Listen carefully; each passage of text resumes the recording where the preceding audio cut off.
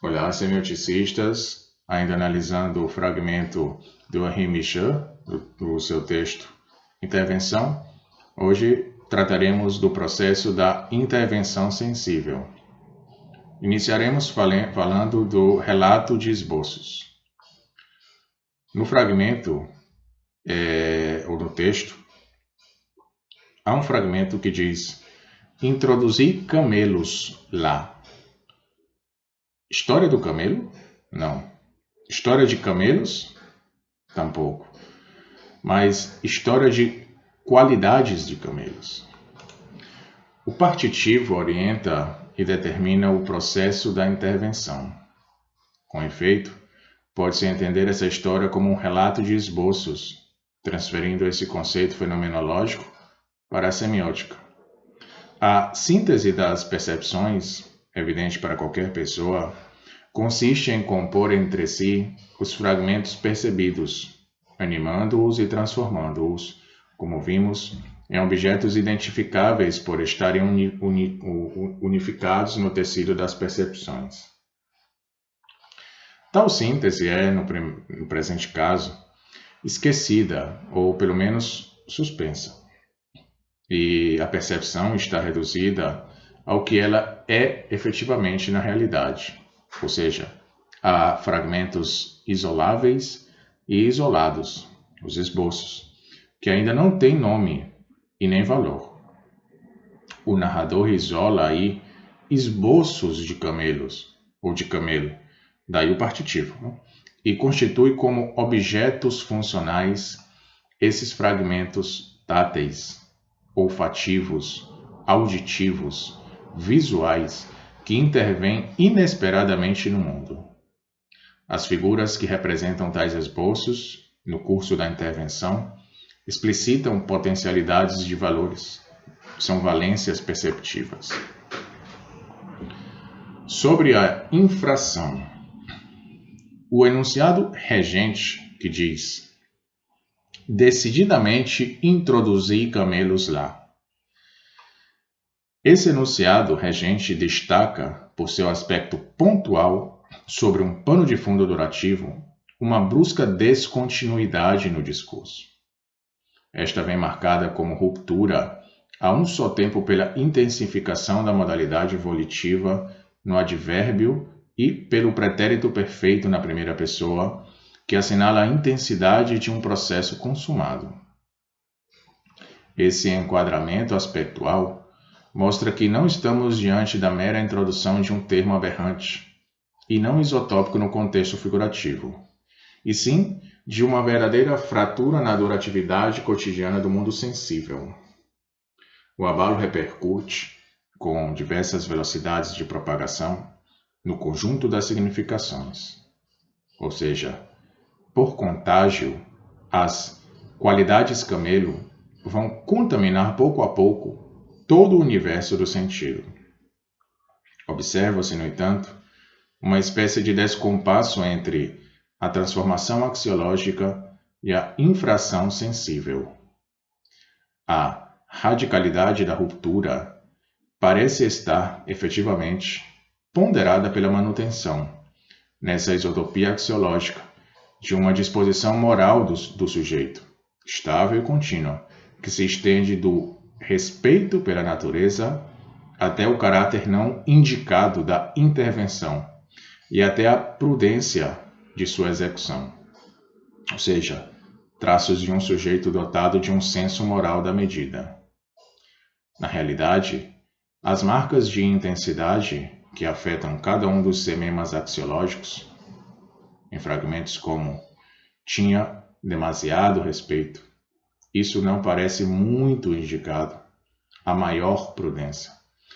Põe tais valores em estado de desequilíbrio e criam, entre esses dois universos, o do sensível e o da ética, uma tensão que os faz vacilar em conjunto. Próximo tópico, nós falaremos da visão ou alucinação. Se trata de uma visão ou uma alucinação? Essa tensão entre os dois mundos define as condições de êxito da intervenção ao conservar presentes no decorrer do relato ambos os universos em concorrência, a realidade corriqueira de Honfleur e a que vem a perturbá-la. Ela assegura o domínio progressivo da intervenção sensível sobre a ordem da cotidianidade. Tal tensão afeta no mesmo ato a modalidade íntima da fé perceptiva. Assiste-se, assim, a uma verdadeira dilatação do espaço do crer fundamental, pois que a urdoxa entre o sujeito individual e o sujeito social converte-se no motivo central do drama que se tece em torno da percepção. As condições de acesso ao ato sensível, a difusão de suas qualidades e a constituição do universo espacial daí decorrente, alçam-no à categoria de objeto de valor e, por isso mesmo, narrativizam-no.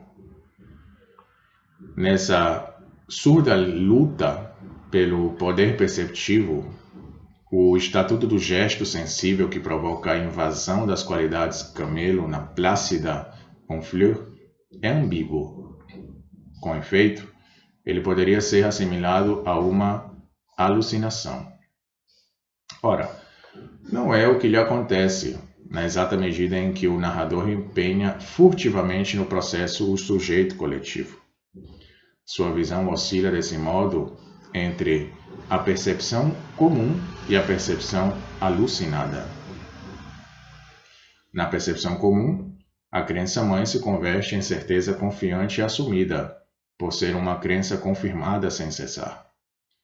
Todos os pontos de vista sobre os quais eu sei que posso apreender um objeto, todos os acessos que tal objeto oferece ao ato sensível e que produzem outras tantas figuras parciais, outros tantos esboços, unem-se numa composição, a composição de esboços, que institui a plenitude do objeto. É então que se realiza, a partir desses fragmentos, o que Merleau-Ponty denomina síntese de transição ou síntese de horizonte. A percepção imperfeita coincide com um número infinito de percursos perceptivos que lhe correspondem e a confirmam. Compartilhando a mesma experiência, o outro, por isso mesmo, se insere nela. A apreensão sensível se introduz, a partir disso, numa espécie de contrato fiduciário que garante a certeza trivial da visão correta e a inserção confiante do sujeito no mundo dos objetos. A percepção alucinada, por seu turno, detém-se aquém da composição dos esboços e do contrato intersubjetivo. Os valores do sensível atêm-se ao estado de revelação incompleta e fragmentária. A relação entre o sujeito e seu crer é disjuntiva. Falta-lhe a síntese das percepções parciais e sua integração às demais experiências da percepção. O corpo que sente do alucinado, escreve Merleau-Ponty, abre aspas, perdeu sua inserção no sistema das aparências, fecha aspas. A experiência mescaliniana de Michel confirma isso, abre aspas. Ele diz o seguinte: a mescalina elude a forma. Os objetos nunca foram vistos, mas sempre interpretados. E, abre aspas, a visão objetal dos objetos diminuiu sua independência objetal, fecha aspas. Nessa inerência do sujeito a si próprio, em um mundo que não inventou o ele da distância e da objetividade, restam ondas e entrelaçamentos, vibrações, tramas, frêmitos, ou seja, figuras da intensidade, puras valências do sensível. Ora, o texto Intervenção apresenta, entre essas duas formas opostas da sensibilidade, um estado mediano. O sujeito introdutor das qualidades camelo não transmite nem figuras consumadas, nem valores identificáveis, nem a composição de um conjunto perceptivo. Entretanto, ele comunica algo, propõe valências, isto é, qualidades sensíveis ao sujeito coletivo e força sua partilha. Finalmente, trataremos da disseminação.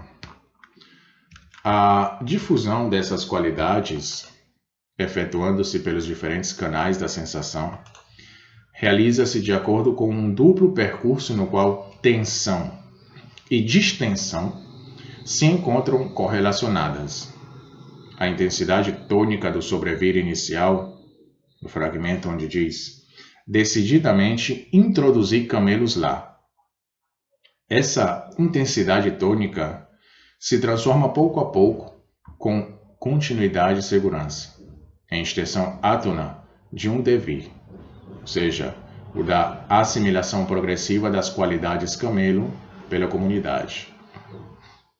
E essa passagem do intensivo ao extensivo é marcada, antes de mais nada, pela mobilização sucessiva e em separado das diversas ordens sensoriais. Nesse caso, não há sinestesia. Pelo contrário, a impregnação se desenvolve com regularidade e a operação de cada um dos sentidos é objeto de uma sequência distinta. Sabe-se que as ordens sensoriais podem ser apreendidas em camadas de profundidade, numa hierarquia da distância entre o sujeito e o objeto. Em nosso exemplo, tudo começa pelo sentido mais profundo e penetrante, mais intensamente incorporado. O olfativo, na expressão como fede, transformado numa figura predadora. O cheiro abafa o cheiro do camarão. Depois, seguem-se a ordem tátil, onde aparecem expressões como a poeira e os pelos não sabia do que. Logo, a ordem auditiva, com expressões como patadas ou seu dom, para terminar, enfim, pelo sentido de maior distância, longo de menor intensidade, a ordem visual, no texto onde diz o olhar dos habitantes de Honfleur. Por sua vez, o centro de avaliação dos efeitos sensoriais se desloca. O cheiro, marcado negativamente, é, em primeiro lugar, rejeitado de fora para dentro, por um sujeito afetado que se caracteriza por sua exterioridade, os turistas. Ao cabo desse processo, a avaliação sempre disfórica já se encontra interiorizada, incorporada pelo sujeito interno, os habitantes de Honfleur, tornado afetante, ou seja, os habitantes têm aquele olhar desconfiado tão peculiar aos cameleiros.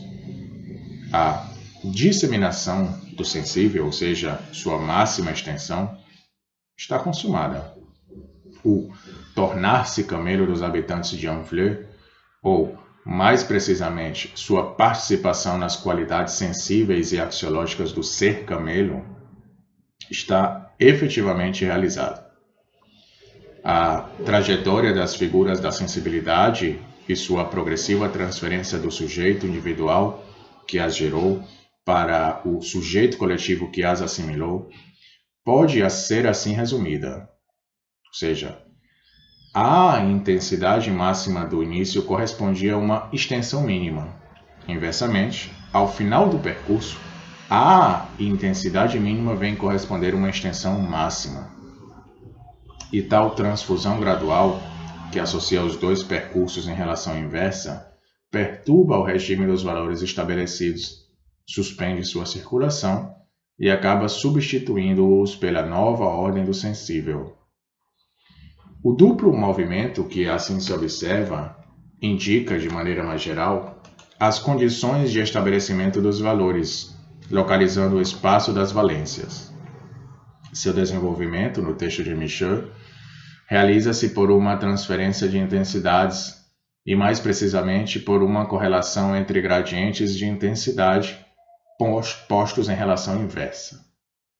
Assim, a regra geral definida por Fontanille e Zilberberg a respeito do modo de funcionamento e apreensão de tais valências, encontraria uma confirmação e quase um caso exemplar nessa encenação específica das valências perceptivas pela qual Michel ilustra, com uma pequena fábula, as vias figurativas do sensível. É de fato por uma transferência tributária dessas regras que a corrente doxa passou sobre um fundo de atonia axiológica, o da estereotipia, a reativação da adesão perceptiva se realizou, ou seja, um mundo novo está em via de formação. A transformação se cumpriu previamente aos valores e à sua fixação efetiva, diferencial e estabilizada dos objetos. É realmente nesse nível que se efetuou a mutação da disposição sensível dos sujeitos. Ou seja, não veem os camelos, porém percebem suas exalações. Sentem o tato, ou com o tato, sua presença.